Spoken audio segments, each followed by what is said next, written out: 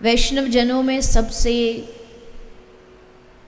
उत्तम तिथि मानी जाती है एकादशी, क्योंकि आज की तिथि को हरि का दिन माना जाता है कि विशेष आज के दिन जो भजन, जो पूजा, जो नाम मंत्र, जो संकीर्तन किया जाए वो सदा सर्वदा के लिए अक्षय हो जाता है। भगवत चरणों में उसको समर्पित करने का आज भाव प्रकट किया जाता है। तो एकादशी का पावन दिन, ठाकुर जी के प्रागट्य की कथा, नंद महोत्सव, ये सब भगवान के ही द्वारा बनाया गया संयोग है।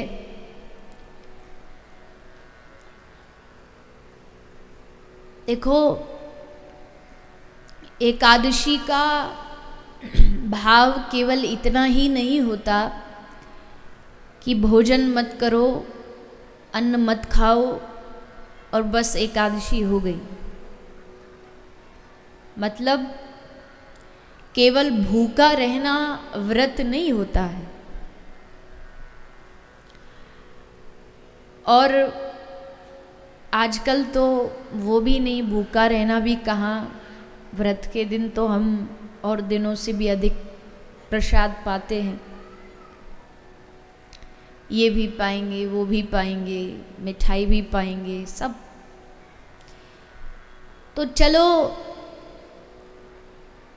कम खाने का इसलिए विधान बताया है व्रत के दिन कि कम खाओगे तो आलस्य कम आएगा, नींद कम आएगी, और नींद कम आएगी, आलस्य नहीं आएगा, शरीर में फुर्ती रहेगी। तो उस समय को, चाहे वो रात्रि हो चाहे वो दिन हो, उस समय को भगवान की भक्ति में उपयोग करना है।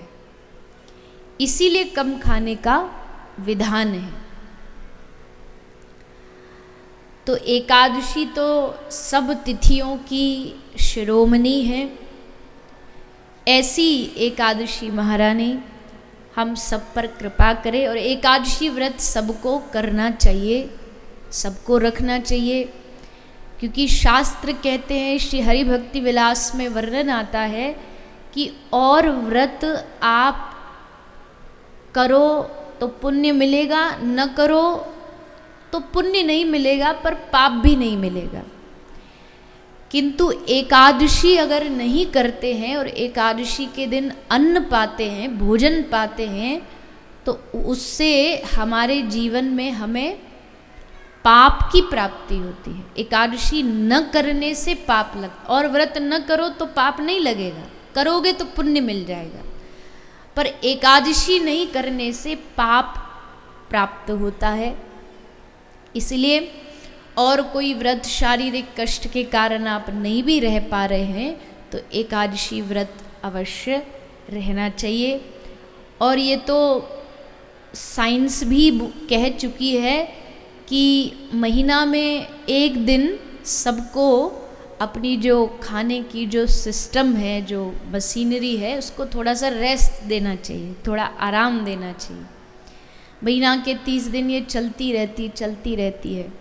तो शरीर की भीतरी जो सफाई है उसके लिए आवश्यक है कि थोड़ा एक दिन आप या तो फ्रूट्स पर रहें, या फिर जो काउ प्रोडक्ट्स है, दूध दही है, उस पर रहें।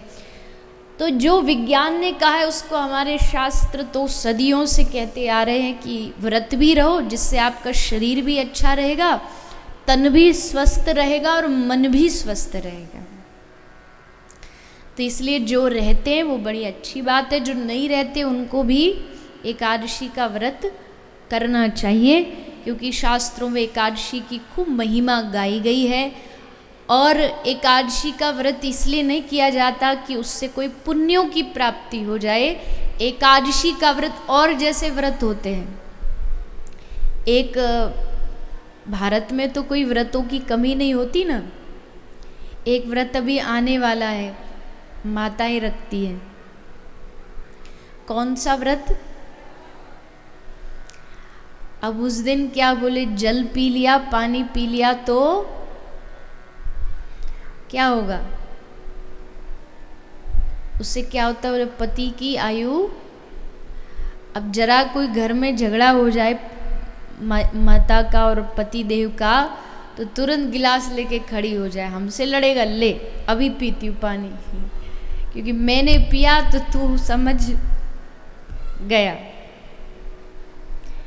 भारतीय पुरुष बेचारे इसलिए परेशान रहते हैं कि मैयाओं के पास इतने व्रत हैं, ना रखें तो पति को, पुत्र को ये हो जाएगा, पर पुरुषों के पास एक व्रत ऐसा नहीं जो वो ना रखे तो पत्नी को जुखाम भी हो जाए।